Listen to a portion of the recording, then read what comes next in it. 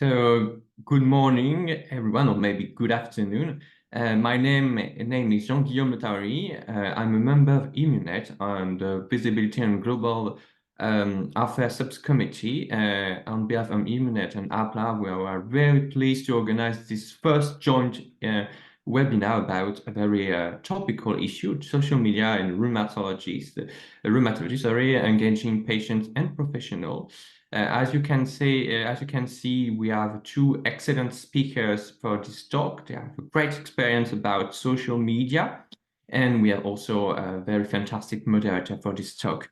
So I will be really short, but just to remind everyone that this talk this webinar will last 1 hour. There will be two 15-minute talks, and after 3 minutes of question, and at the end of the webinar, 10 minutes of exchange between the two speakers. So without any delay, we will first present the two association sections, APLAR, EMEUNET, and after we go directly to the presentation of our fantastic speakers. So first, we will have the presentation of, I think, EMEUNET, if I'm right. So it is my pleasure to introduce Dr. Tue Kraksrup. He's an associate professor of immunology in Aarhus University, Denmark, and is also the chair of EMEUNET. So Tue, the stage is yours. Okay, thank you so much, Jean-Guillaume. Thank you everybody for attending today. Let me see if I can share my slides. So they should be here. So I will be brief. Leave most time for the real speakers. But EMEUNET, who are we? For 2 minutes. We are a EULAR committee. So you can see here, we are a community committee. So we are in the same structure as the health professionals and the patient research partner. This is a very good position for us. We have a lot of EULAR office support for running and structuring our activities. And it looks like this. So we have the EMEUNET committee, that's only 9 members. And then each committee member sort of organizes a subcommittee, so is chairing a subcommittee, and the subcommittee is 62 people. But then you also see that it's a very big community, more than 3,000 members. And we also have this country liaison network, and I'll just show you that very briefly. So we have one EMEUNET country liaison in each of the EULAR membership countries. So that's also very nice. We have many activities. So we are on social media. We do these webinars like the one today, and we have a podcast and a newsletter. Many activities at the Congress, the EULAR annual Congress. Here you see the research speed dating and mentor-mentee meetings. Two other activities that I will just highlight. One is that you can be enrolled in a peer review mentorship program. And another one is that every time there is a EULAR task force, we have a call to select 2 EMEUNET representatives. But really what EMEUNET is about is meeting new people and networking. And as you can see here, anyone can sign up to become a member of the community. So that is worldwide. And the QR code here will take you to the registration if you're interested.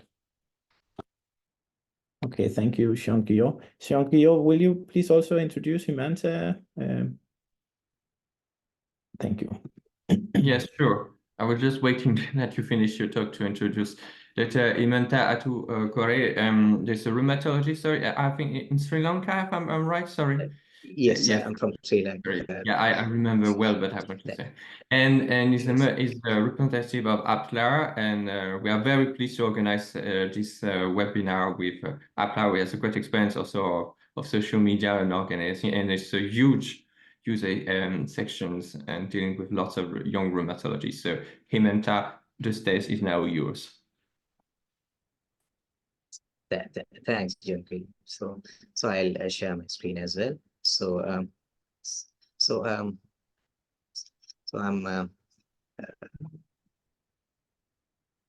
so there we go. So I'm Himanta Atukore. I'm the current convener of APLAR Young Rheumatologists.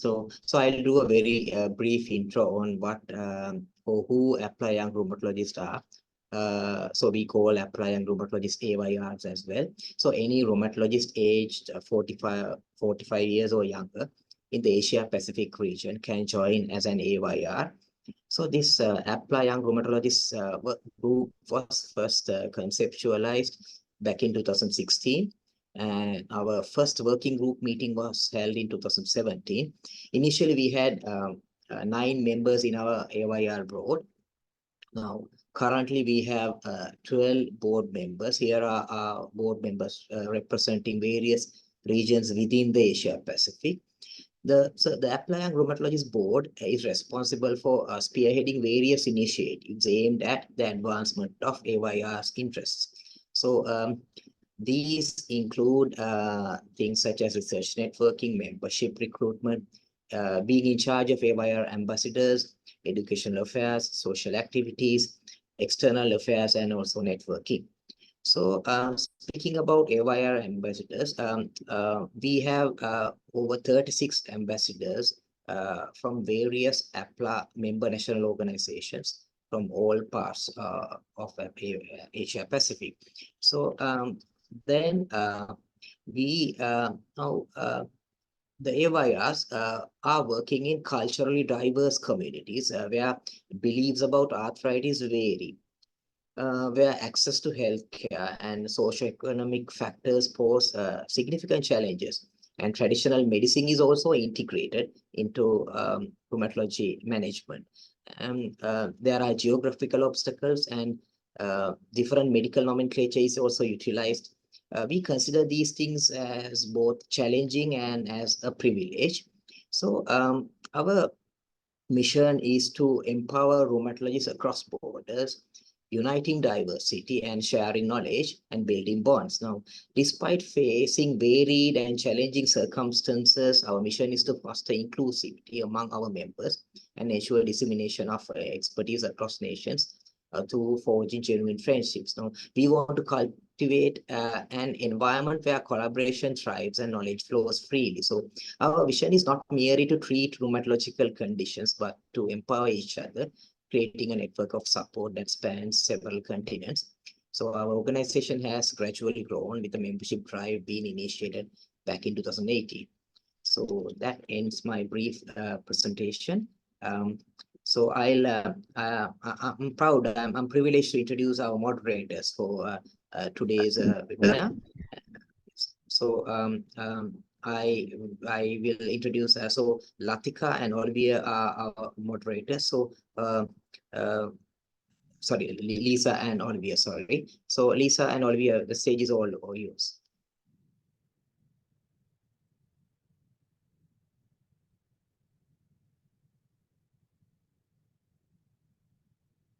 Okay, thank you, Himanta. And thank you, Tue, for the introducing AYR and EMEUNET. So I'm here with my co-moderator, Olivier, and we will be introducing our honorable speakers for this afternoon. So we will have around 15 minutes per presentation, and for the audience, we will do the Q&A after both speakers have presented. So I'm going to be introducing Dr. Latika Gupta first. So she is a very, very dear friend of mine. So she is a consultant rheumatologist in the Royal Wolverhampton Hospital from Manchester in UK. So she's an international rheumatologist star, and she has a dedicated interest in myositis, gender equity, and digital health. She co-chairs EMEUNET social media as well, and has extensively published on the intersection of social media with rheumatology education, research, and practice. And she and I have worked on COVID as well. And she supports a lot of projects on digital health and remote mentoring for young specialists, and is also the chair of IMAX Telemedicine Special Interest Group. And then Olivia will be introducing Christiana. Hi, everybody. So yeah, our second speaker for today will be Dr. Christiana Sierra Santos. She is a rheumatology consultant in Complejo Asistencial Universitario de León and a clinical researcher specializing in connective tissue disease and naifold video capillaroscopy.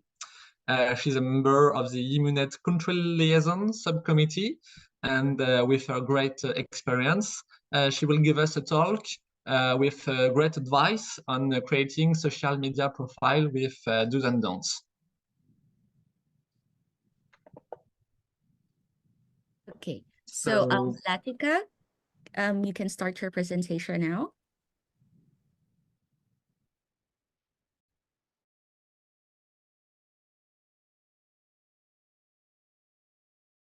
Thank you. Thank you very much, Lisa, for the kind introduction. And it is lovely seeing all these 75 attendees across different time zones and many friends from Asia and mainland Europe.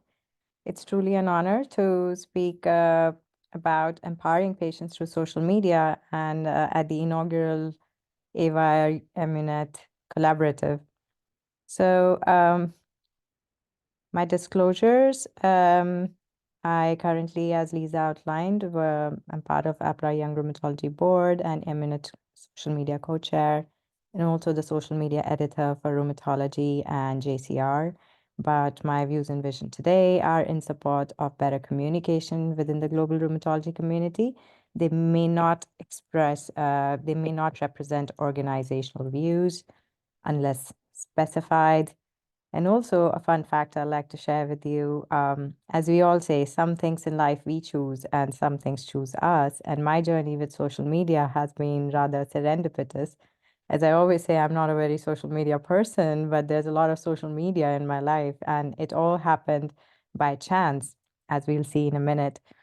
So in 2017, I was in the US and happened to be invited to the JCR editorial board. And a year later, they were looking for a social media editor. I was the youngest person, and no one else was very social media savvy. And that's where my journey started. And as you can see, one thing led to another. And during the pandemic, I started working closely with patients for the COVID study, and now I'm mentoring young rheumatologists remotely via social media. I've also had the pleasure of working closely with several myositis patient groups and starting one of the patient support groups in India and delivering a EULAR webinar with patients, again, discussing the importance of social media and digital approaches. So we all would agree that the post-pandemic world is more connected than ever. And I feel truly grateful to social media and people present online. I found wonderful friends like Lisa and many of you who are there in the attendees today. And it has really made our rheumatology community come together. And this is really an opportunity to channel this into a collective voice. So today's agenda for discussion would be why patients use social media. This is important for physicians to understand, and for those of you who may be patients in attending the lecture, it's again important to understand what are the various ways in which social media use can be meaningful. And also, where exactly can we signpost them to information? How can we guide our patients? Or if you're a patient, where exactly can you look for information? And how can we help the community grow for a better future? So coping with any condition can be hard, and diagnosis can be devastating. So oftentimes patient wants to understand why they got the disease and what is driving it. And sometimes a 15, 20-minute consultation with a doctor may not be enough to answer all these questions. They also want to know more things about how to manage the condition, want a second opinion, or just coping or coming to terms with the diagnosis, and support communities can be very important in this regard. And sometimes when people are able to move beyond that and feel like a survivor, then they are ready to contribute to the greater good of the community and work at a higher level.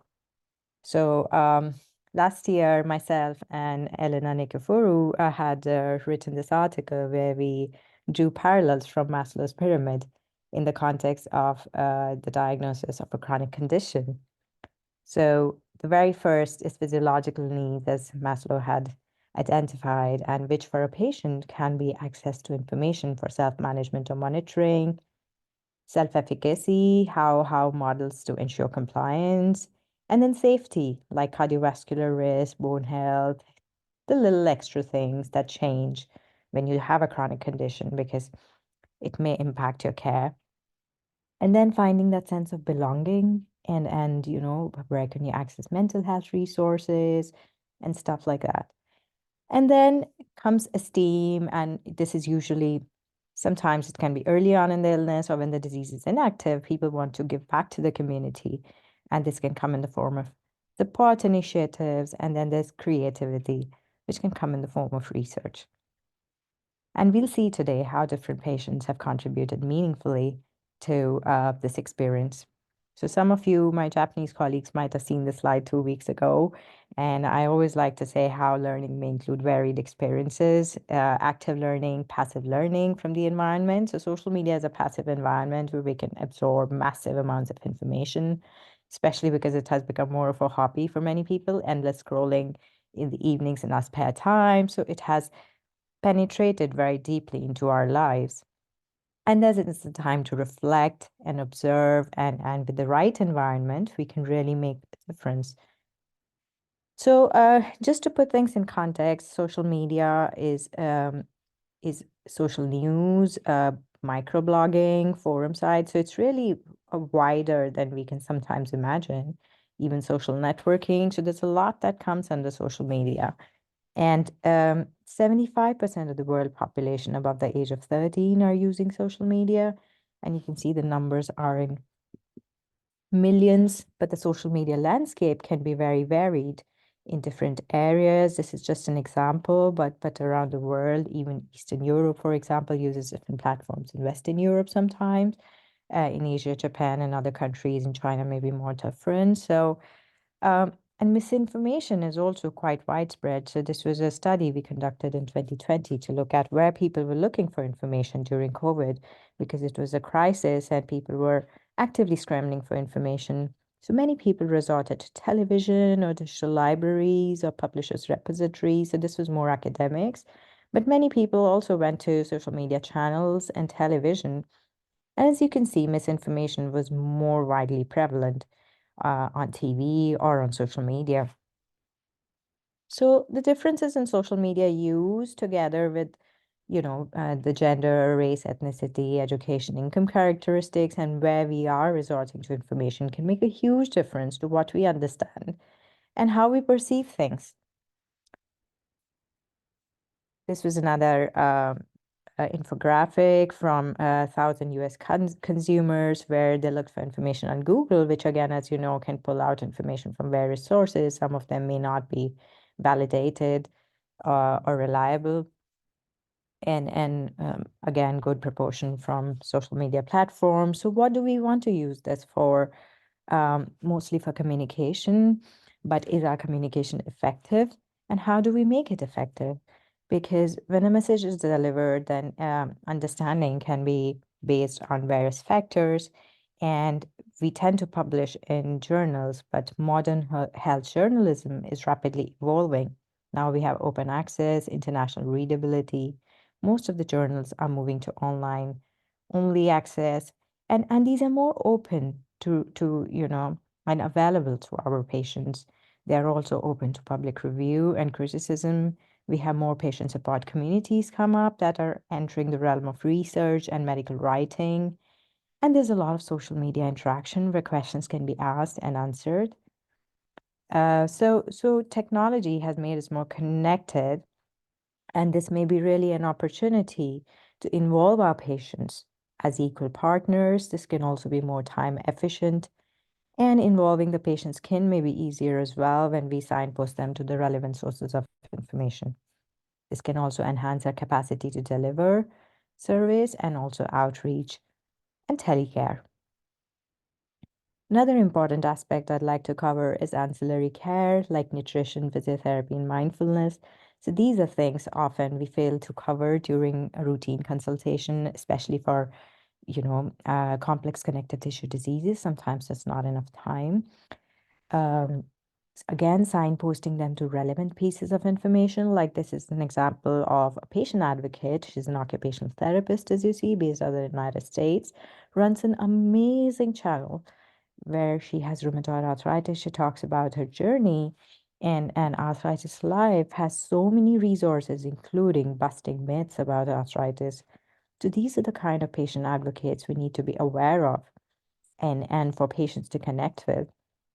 And talking about acceptance, when the patient can come, the advocate can come from that perspective of experiencing the disease up close. It can be more personal and also just what the patients need. This systematic review on the effects of patients using social media with their relationship with healthcare professionals yielded some interesting results. It said that they could draw more emotional support and esteem support. There was more information and they felt more connected with the network. They felt the subjective well-being went up and they had enhanced psychological well-being. They also felt they were more in control of the illness and could self-manage more. But there were some side effects, which we come to in a minute. But most importantly, they felt that they were communicating better with their healthcare provider and were able to switch doctors if they needed to. They were more in a harmonious relationship and needed less interaction in the clinic sometimes. The downsides of excess, of course, it can be a double-edged sword and emotional overexpression and social comparison. Sometimes these can be reduce your quality of life or subjective well-being. There can be loss of privacy. And of course, addiction to social media is a real problem. So the proposition is that social media used by patients for network support, it leads to enhanced psychological well-being, and this is stronger for people with low self-esteem than for people with high self-esteem. So something to consider.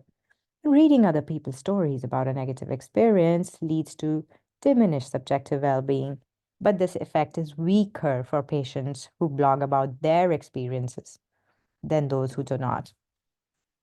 So people who are wanting to share may actually end up feeling better.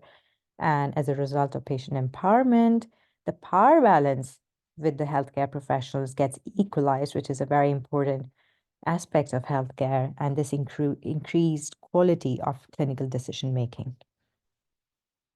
Another important aspect is misinformation on social media platforms and how do we direct our patients to the right sources of information. So we looked at myositis, and fortunately there was not a lot of misinformation. So for some rare diseases, the situation may be better than others.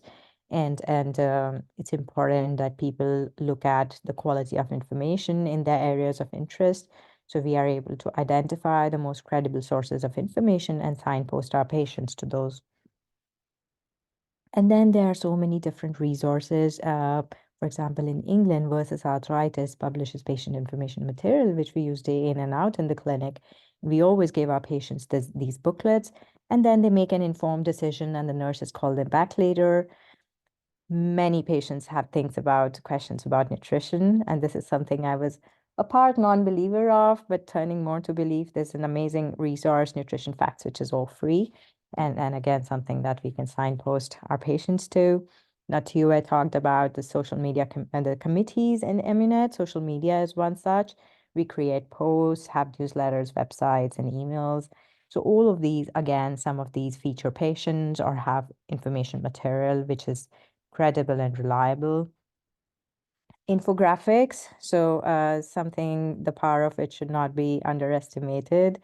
So Lisa and I wrote an article on infographics a while ago, something you could go read about. Definitely our patients could be signposted to the benefits of exercise or other similar infographics, because these digest information and provide them a small nugget, which can be more visually appealing and better understood in less time. Then the human element, which is very important in being understood, because empathy can be a powerful motive in healing. And for patients, as modern health journalism evolves, patient stories are making it to journals. Journals are increasingly featuring creative forms of art and like allowing space for poems, images, cartoons, or patient stories. So it is important for this information to be out there in the public domain, especially when coming from a source where patients are well informed and very aware of their journey. One amazing book by Effie is Keeping It Real with Arthritis, where doctors and patients around the world have contributed their stories. And this is an invaluable resource for patients to understand their condition and also help them in their journey, particularly emotionally. Now, patient support groups, this talk would be really incomplete without talking about them. They're invaluable for peer support and then becoming really the steering force in patient advocacy and setting the research agenda, which we'll see in a minute. And I feel that in rare diseases, this has a particular role to play because it keeps the community connected, as it's hard to find other people with the same condition. So we analyzed the content of patient support groups related to myositis on Facebook, and we found that they are a key source of support and information, and posts with multimedia content garner the most engagement. But as you see here in blue, personal posts were the most common, and a smaller proportion was news and information about the condition or the organization. So what is most important to patients is finding that community that they can connect with. And then research engagement is another important facet. We're outlining the research agenda and vetting the study design and feasibility. If you're conducting a survey, then survey validation by patients becomes very important. And I would really encourage my Asian colleagues to make this a routine part of practice when they're setting out with the research agenda. For example, Ingrid de Groot She's another dear friend who's done some marvelous work in the field of myositis. She's diagnosed with dermatomyositis a few decades ago, is a social worker and psychologist, and is part of the OMERACT Myositis Patient Support Working Group, which is the patient research partner guiding the direction of research or complementing the study design, from a patient perspective, things which the doctors may not be capable of thinking of. So working with patients to answer their questions, another good example is the safety of vaccines, where data was very limited, particularly for some conditions like, pregnant women, where it's hard to find someone who's pregnant and also took the vaccine. Fortunately, with the COVID study, which was entirely patient-reported, we managed to garner patient voice and talk about difficult themes which are very relevant to patients, such as fatigue and pain. My most eye-opening experience was in Prague when I presented this poster tour at the myositis conference regarding fatigue in patients with myositis. So all the patient support group leaders were standing there as I talked. Some of them were in tears because these are things we never talk about and they're not important to physicians, but they are impacting the day-to-day lives of our patients. Another interesting example is of several patient queries that came to me regarding reports of anti-MDA5 myositis following COVID. And it's really hard to say if, this is just a chance occurrence, what happens once people get this. So we decided to ask people that, what do you think? Do you think we are hearing about these cases? Have you heard of come across any such cases? And as you can see, some patients wrote to us as well. And we had colleagues even from Malaysia reach out. So we identified 7 cases, as you see here. And as you see, most of them had recovered in the right column. So it was very important information that was reassuring. And there was no way we could have gathered it without tapping into the power of social media. And these was pictures, and this was really a true Twitter collaboration. And also user groups on Twitter, or X as we call it now. So there are different groups, like as you see, and we live in our tiny silos in this big space, like academia, and then they can be research communities or people talking about personal stuff. So how do we connect these? And how do we enter the other user groups? Because as you see, public group is the biggest, and then there's a scientist and practitioner group. And it's important to use it the right way to be able to tap into the right community. Crowdsourcing effectively can be another resource for researchers setting the research agenda or for patients to identify information from other silos using the right hashtags. It's very important. Post clear and concise questions and engage with experts using graphic and visuals, and always remember to respect patient privacy. So how can someone use social media for a better future starting tomorrow AM? Maybe accessing information, go to reliable sources run by physician organizations, connect with physicians or read recent literature, go to Twitter and connect with each other on Facebook. The current landscape is evolving every day and hoping that it can be brighter. I feel fortunate to lead this EULAR study group on social media and rheumatology, still in its nascent stages. And if you're a patient advocate or someone who's really interested in steering projects on social media, you're most welcome to join us in Vienna on the 15th of June. Thank you. Thank you very much, Latika. It was a great talk, very inspiring. And as Lisa said earlier, we'll have the questions at the end. So please write your question in the Q&A box, and we'll get to them at the end. Now it's time for the second talk. Christiana, the floor is yours for your advice on social media and rheumatology.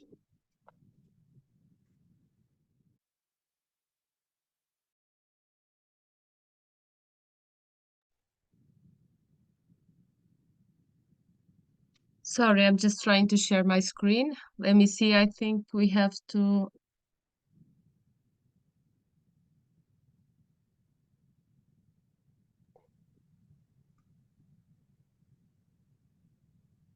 Are Yeah, you here we able go. to? Okay. Yeah.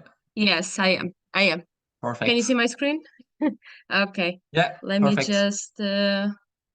me just so you can see my face. So hello everybody. It's a real pleasure to be here today in this first webinar organized by EMEUNET and APLAR. I think this is a very important subject to discuss. Latika has given us a great presentation on the patient perspective, and I'm going to elaborate a bit on how to create a professional social media, all the do's and don'ts, and also my personal journey with social media. So this is the agenda I'm going to follow. First, I'm going to give a bit of an introduction, also discuss the summer survey, which I'll tell you a bit more later. Why using social media? I try to focus on the advantages, but I will also speak a bit on the downsides of using social media, and then the do's and don'ts regarding the use of social media.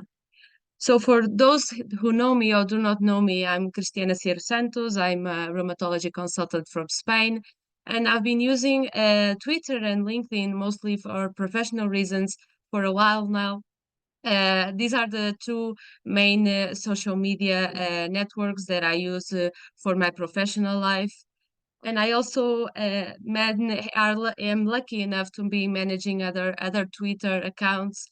I'm currently in the country liaison subcommittee, but I worked in the social media committee for a couple of years. I'm responsible for managing our young Spanish rheumatologists Twitter account. I also help out with the Twitter account from the Journal of Clinical Rheumatology, and I handle the rheumatology department's Twitter account in Spain. So we know that social media platforms are being used more and more for networking and collaboration. Platforms like Twitter, LinkedIn, and professional forums allow us to connect with our colleagues worldwide. And social media can facilitate collaborating on research projects, sharing clinical experiences with the advantage of surpassing geographical boundaries. It also allows us to showcase our work, disseminate our research findings, and raise awareness about rheumatic diseases through social media. So you might be familiar with this study. This was a survey conducted in 2015 by EMEUNET, with some of you might recognize some of these members and these authors here in the study. Latika has mentioned Elena Nikiforon, and Caroline Osfeld you might know as well. At this survey, they aim to evaluate the use of social media among young rheumatologists and basic scientists. So they included 233 responses. The majority of respondents had between 30 and 39. 58% were rheumatologists, and 83 said they used at least one social media with a mean frequency of 6 hours a week, and 61% for work-related manner. They also asked about what were the reasons for using social media. Communication, news update, and entertainment came first. And regarding the concerns for not using social media, lack of knowledge, not being suited for people's needs, or concerns about safety came first.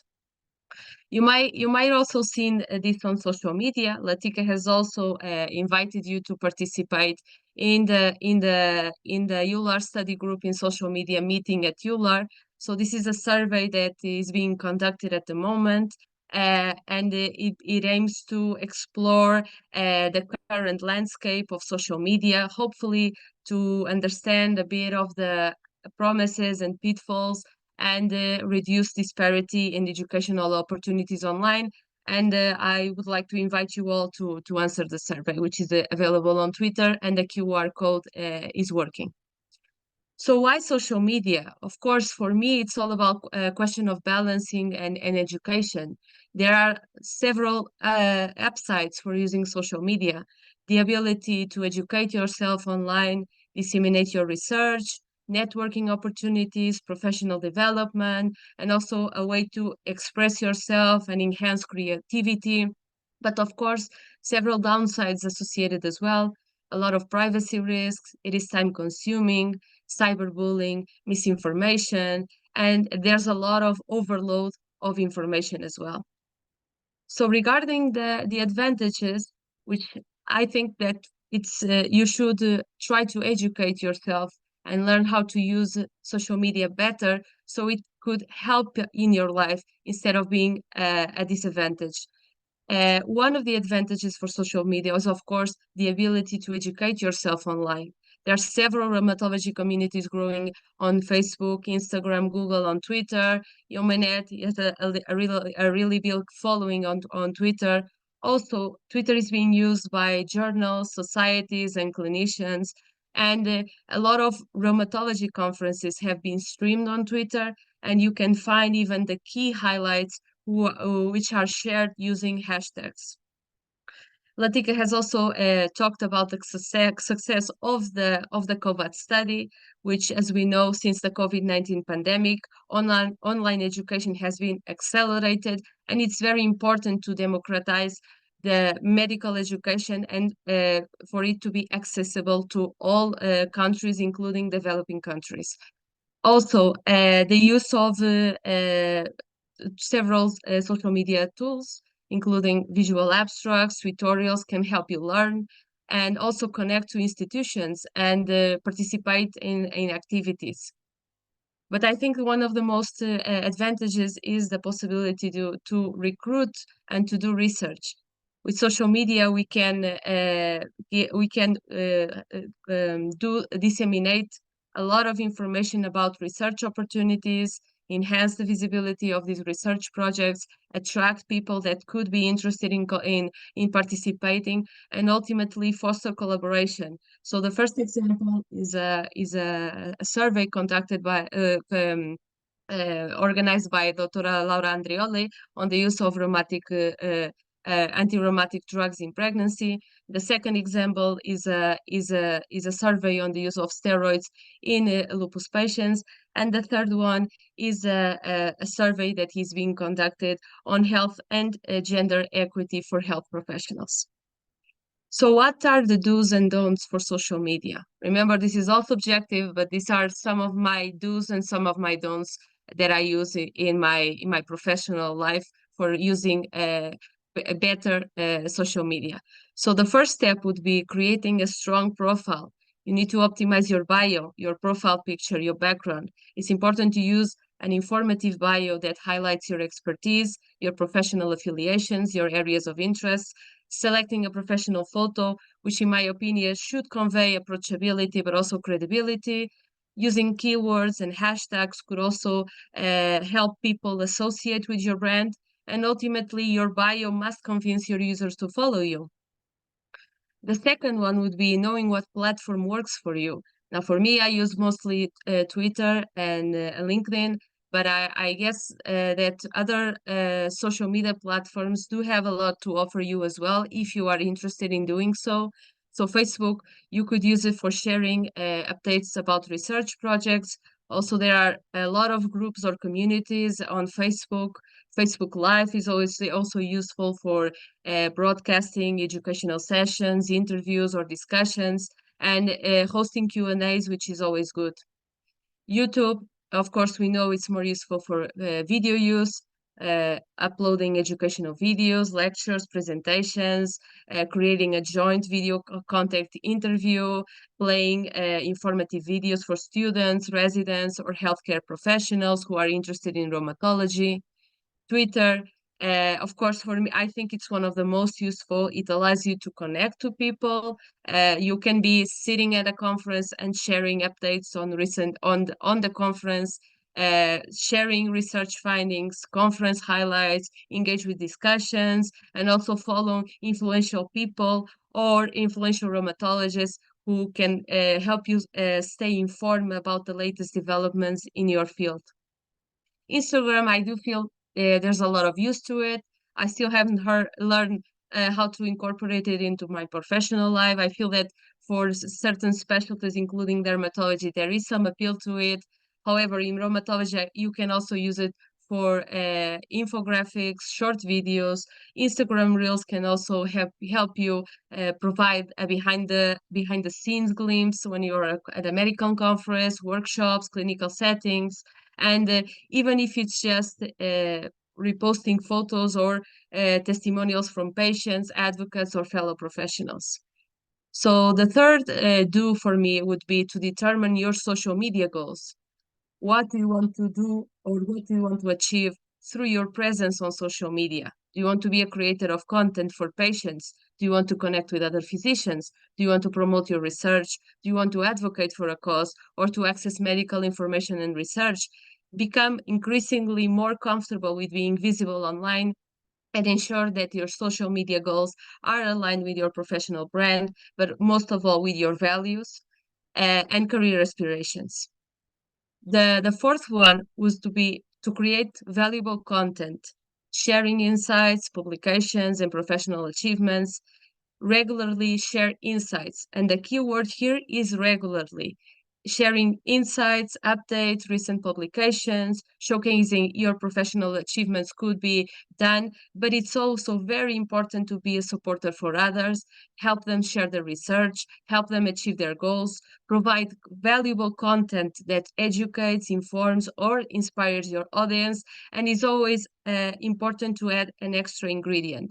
I think adding your opinion or adding something personal, I think even adding some of your failures, like a rejected paper or a rejected job application, it makes you seem more relatable to the people that are following you.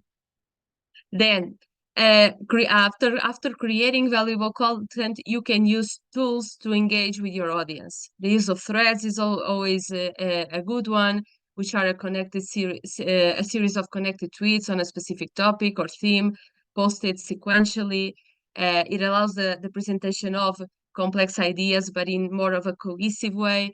Infographics, visual representations of information, data, or knowledge that allows you to convey concepts in a very visual way, and the use of polls, which allows you to pose a question and receive some feedbacks or opinions from your audience.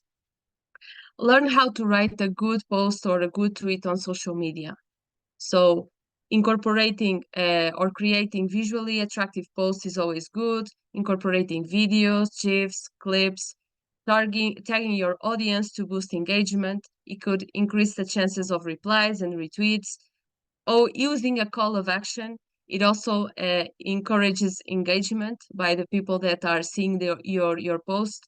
Being short and simple, trying to avoid complex language or long sentences, creatively integrating emojis, but doing it in a smart way, using relevant hashtags, creating a posting cadence. It's important also to experiment with posting times, to find an optimal schedule, and add a hint of humor. I think humorous tweets also increase the engagement of your followers. The seventh do would be to engage with others, networking, joining groups, participating in discussions. You can engage with other professionals, researchers, healthcare organizations by liking, commenting, sharing, joining groups or communities, participate in debates, in discussions, and never forgetting to retweet. Also, identify influential professionals in the field of rheumatology. It's important to identify key influencers, observe their content, their engagement strategies, learn from their experiences, their expertise. Seeking mentorship opportunities is always good, and monitor your Twitter or your social media to stay updated on the latest news, research findings, conference highlights. What would be, in my opinion, the don'ts in social media? Oversharing is never too good. You need to keep a professional tone and also integrity in all your interactions.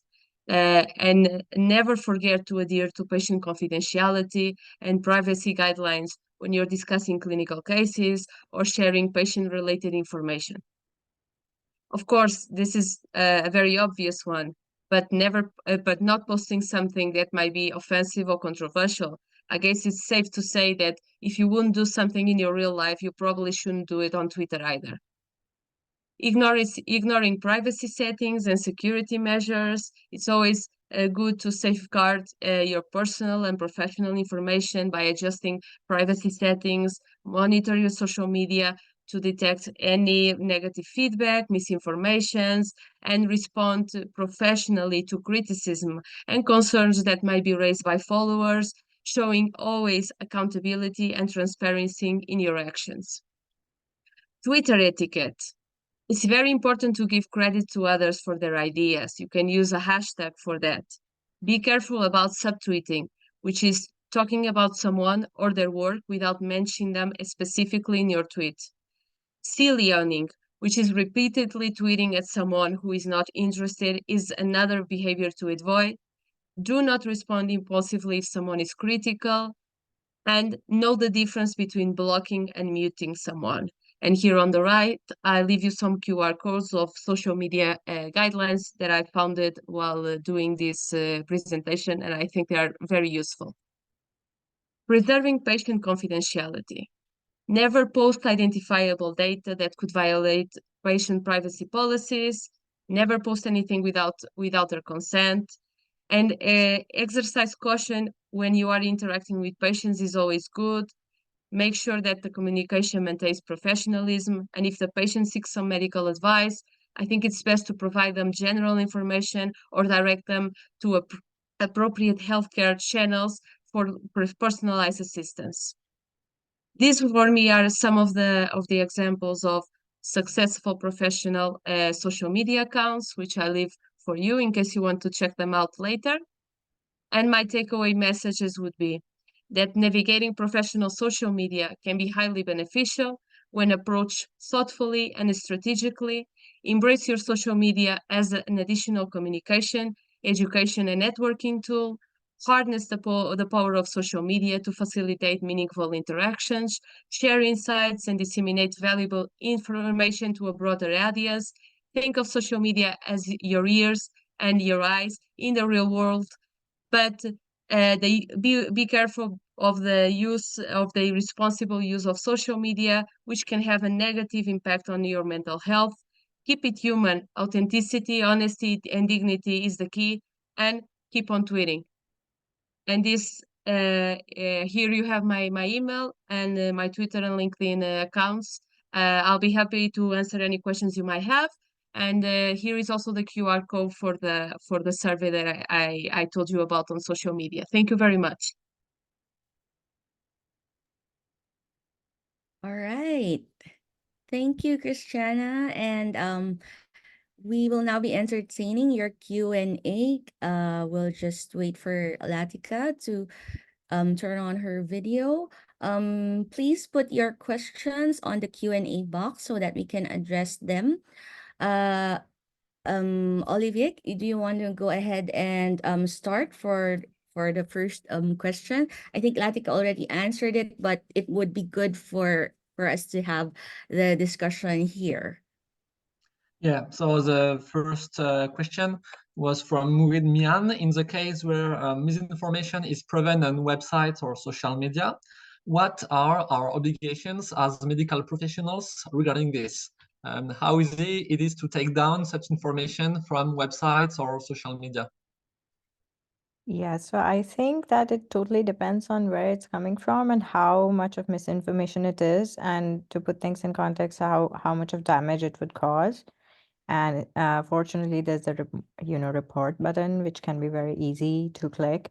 So always good practice to do that. If it is a colleague and you think it is misinformation, then it may be better to just reach out to clarify and not engage in some kind of dispute online. In fact, it's less practiced in life sciences, but in mathematical sciences and other fields, there's peer review before publication is a big thing. So in mathematics, they always put it on medRxiv, not med like Math Archive, and so that is another whole area to cover another day. But it's always good practice to report it, but be sure that you're very much certain that this is 100% misinformation. It's not coming from a professional, and it's going to cause a lot of damage. And don't argue openly. Yes, I totally agree with Latika. I think it's very important to check where the information is coming from like Latika says, there's always a chance of doing the reporting. So I think that's very useful. And I think we have an obligation as professionals or as rheumatologists just to be aware of the information out there and also to report if something doesn't seem credible or if it's misinformation, also to report it ourselves. So yes. Great. Thanks. I have a question because misinformation is like super rampant in the Philippines, and the question was also asking on how easy it is to have them taken down. But on my experience, it's kind of difficult. So I don't know if you've had this experience in your clinical practice as well. So what I do is when a patient comes in and it's kind of sounds dubious or that they saw something online, and then we'll look at it together on their phone or in the computer, and then we discuss it. So I think how has been your guys' experience with when you take this on with the patient in your clinic, or even I know online we're not supposed to engage there. So is it like better to address them when the patient comes in to your clinic so it can be really threshed out? I think so. I think when the patient has some concern and they have seen something online, if you go through it with them, because some of them are quite open. I think some of them came with their information written down or with their phones out and they show it to you. And I think it's always good to redirect them to like professional information. So regarding, for instance, like our daily practice, like a lupus patient or a scleroderma patient, you can find a lot of things online, but it's always good to give them, or even if you do it like in the first time you see them, when you give a diagnosis, it's because they'll have a lot of questions and you only have a specific amount of time per patient, and you know they're going to look online. So it's best always to hand out info, valid information where they can look at it. But if it happens that they have some kind of question or they think their daughter probably is not doing things right because they have or they have heard of a friend, because we also have this social media can have a negative effect, but patients also have concerns because they are basing their case on somebody else's. So I think it's important to address that and solve any questions they might have. Just a quick Yeah, point. please go ahead. Sometimes in difficult cases, like just yesterday I had a patient who was pregnant and she also had progressive disease. She was JDM and had progressed. So those kind of things, they can feel very confused because different specialists have different opinions and all the literature is gray area. So I like to pull up the literature there, like open the guidelines and then give them the context and then literally highlight that, see, this drug is said as safe. So it's important to nip it in the bud and there, go over it with them and give them the credible information. It's really helpful. So we have another question, a practical question for infographics. So Latika, do you have any specific app you like to use for generate infographics? So I think Lisa is the expert here because she loves designing infographics. But for those of you like who enjoy Pinterest, there's loads of them, and most of them, it's just amazing how in Canva things are very easy to do. So that's a skill definitely to acquire. Now with AI, DALL-E is an option as well if you have the subscription to ChatGPT and DALL-E. But it's more of abstract visualization. But these things can be very important.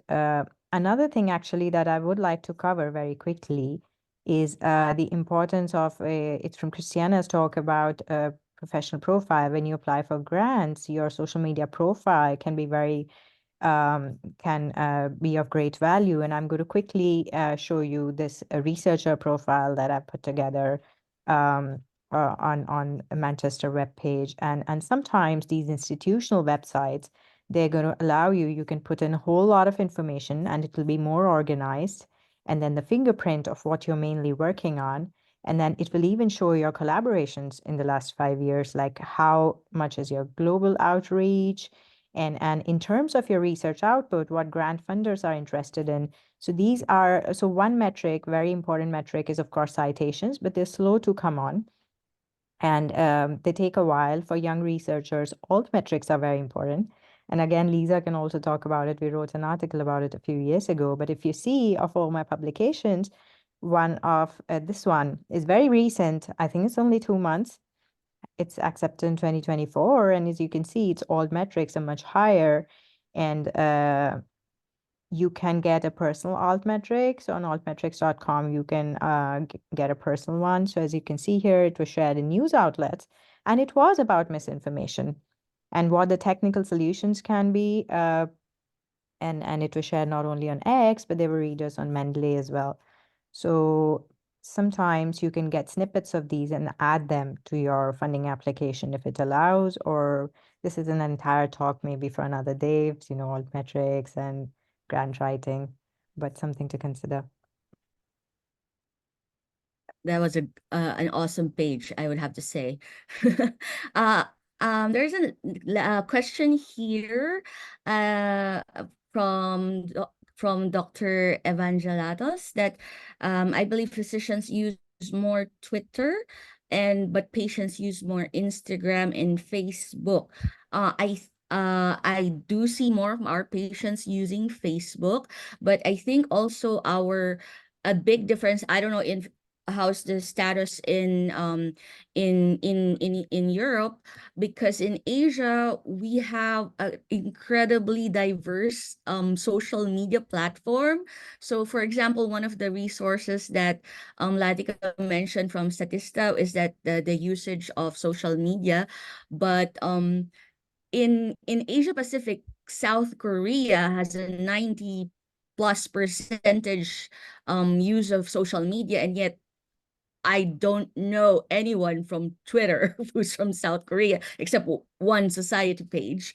So I think that's why we're a little bit siloed in terms of physicians in the Asia Pacific. So I'm wondering how's it like in EMEUNET or EULAR per se, because I know Twitter is like yeah. used. So I can tell you, like international and also like my experience in Spain. I think that it depends on the patients, because actually I feel there's a really good like lupus community of patients online who are very, very they are very involved. And I also think that patient organizations have a lot to do with this, because they are also very involved on Twitter. Like Lupus Europe is very big on Twitter. So I think it depends, like on the patients. I think that more and more people, patients are starting to get on social media. I agree with you. Perhaps they are more on Facebook than they are on Twitter. Instagram, I really don't have that. Maybe it's the case, but I don't see a lot of people on Instagram. But then again, I really don't use Instagram as a professional tool. So, but I think it depends, because but mostly in lupus, I can tell you that a lot of people engage with us. And recently we published an article it was on a survey on cardiovascular disease across diseases. And I can tell you that a lot of patients got in touch with me just in Twitter alone. And the majority of them were lupus patients. So I think perhaps we're seeing like it shift, and patients are gradually becoming more involved with social media, and it's a good thing. Yeah, I would totally agree. And I think it varies a lot. And among physicians, we really don't know what the landscape is. And that's why we thought the SOMER survey can be the first step in identifying where to find whom. And my favorite anecdote from this is that Japanese colleagues, we always thought they were using a different platform until Saori tweeted both in English and Japanese. And we were like, oh, wow, they were all there in Twitter, but we couldn't look for them because their names were using the Japanese letters. So, and now we've discovered a whole big community. So it's an important need to understand where they are, and so we can bring everyone together. So thank you. I think now it's time to conclude this Q&A session. I would like once again to thank very much both our presenters for today's webinar. And I think I'll pass on to Lisa for the last final words. Yes, thank you so much to EMEUNET, our speakers, my co-moderator. And I just have a couple of announcements specifically for APLAR or AYR. If we could have some of the okay. So don't forget to leave a feedback using this QR code. And next slide. And for our upcoming events, so we have our Make Lupus Visible Day on May 11, Saturday. We have a couple of lectures lined up. Feel free to do a screen capture of this, but obviously APLAR will still be giving out some announcements as well. And next slide. And we have our upcoming grand rounds. The next one is Bichettes. So that would be great to watch this. Next.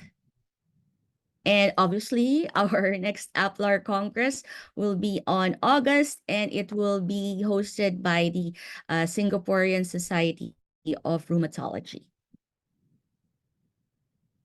And that's it. So thank you so much, everyone. This is our first collaboration with EMEUNET, and we had a very fruitful discussion, and I definitely think this will not be the last. So props to everybody, and I hope to see you soon in the next AYR or EMEUNET joint initiative. Thank you all. Thank you all.